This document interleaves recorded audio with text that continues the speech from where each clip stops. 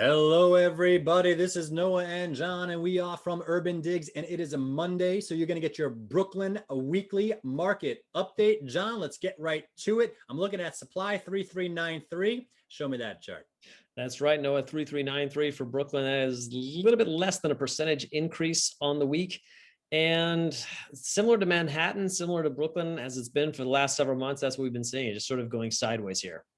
Yeah, it doesn't really show any kind of real trend. We kind of hate talking about these noisy little sideways moves, but the data is what the data is, and that's what we're reporting on. So that's what it is, John. Let's go to demand, see if we see anything different. Pending sales, Brooklyn 3616. Show me that chart. Yep, that's about 1% up from last week. The week before, we had seen the first decrease since I think February. So we're sort of back on trend here, which is that, slow grinding higher. Yeah, and I want to make a mental note to you guys that the market pulse continues to rise in Brooklyn. Remember we were talking about this when it was sub 1, okay? And this is now over 1. So this is now telling me there's more stuff in contract than there is even available for sale.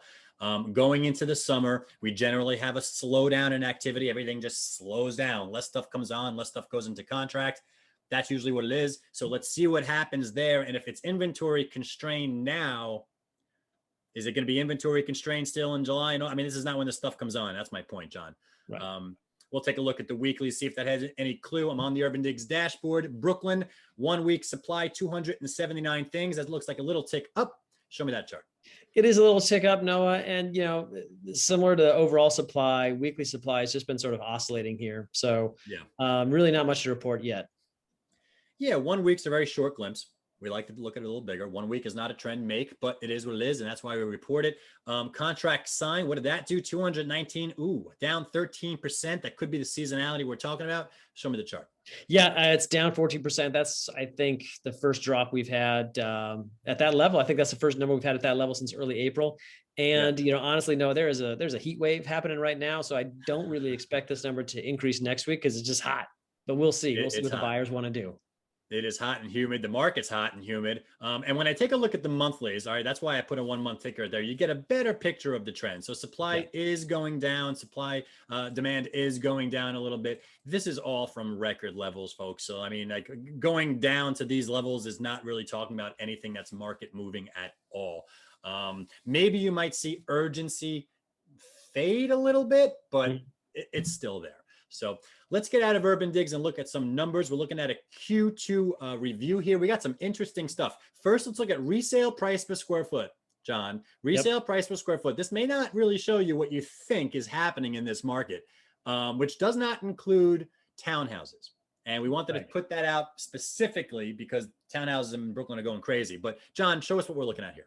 Yeah, so we're basically just looking at resale price per square. We for price per square foot, and we broke it down. That red line is studios 1 beds. That yellow line is 2 bed plus. And it's interesting to see how these trends are diverging here.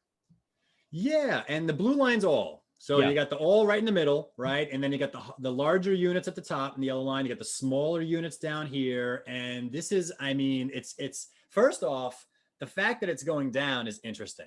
All right. It doesn't really fit the narrative of what we're saying.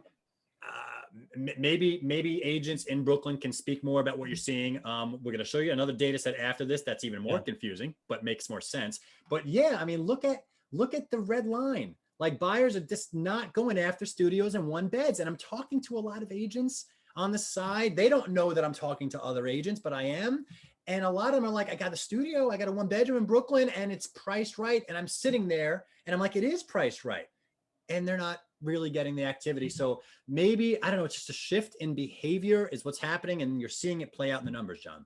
Yeah, I think you're right, Noah. And this is something that we've seen in Manhattan as well, which is the studio, especially the studio sector with the 1 beds too. The sort of the smaller unit are getting a little more punished these days. And I think it has to do with the fact that if people are going to be working from home a little bit more, they're going to want that extra space. And I think that's starting to play out in the numbers. And you make a good point about, well, why is the Brooklyn price per square foot headed down? I mean, it is peaking up a little bit over the last quarter for the 2 bed plus. But my theory on this, Noah, is that I think we're starting to see an expansion of buyers' appetites outside of, what's typically known as core Brooklyn, outside of to other areas. And I think what that's going to do is, even though your median price is rising up on a macro level, price per square foot, since you're including more territory, is going to slowly dip before it rebounds. Very, very interesting. Well, let's take a look at the median sales price now that we've focused on the price per square foot. And sure enough, John, this is your median sale price trend. And again, the blue line is all right in the middle. And then we got the townhouses at the top, and then we got the co-ops and condos bundled together at the bottom to show you what's going on. So and there it is. And that kind of fits more about what's going on. And I mean, wow, look at the townhouses.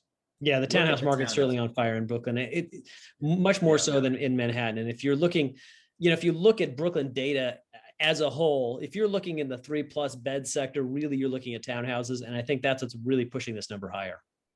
Yeah, so this is one of those awkward little quarters, all right, because we got Q2 coming up. So I guess what we're saying is expect on a quarterly trend, expect rising median sales price and rising price per square foot. Both of them are coming back, right? On a year-over-year trend, median sales price looks like they're flying thanks to townhouses. But when you look at the price per square foot, that looks like it's maybe down year over year, maybe a little bit. So that's going to be the confusion here. We just showed you that chart. Again, I welcome all of you that are out there to share what you're seeing out there, especially if you're working in Brooklyn, especially if you're working in the studios and one bedrooms, and then you're working in the larger ones. Tell us what you're seeing out there. Help us all understand what's going on. This is all about transparency. But John Walkup, thank you so much for pulling these charts. I am Noah Rosenblatt. We're both from UrbanDigs. Don't forget, you got questions, we got answers. This has been your Brooklyn Weekly Market Update, and we'll catch you next time.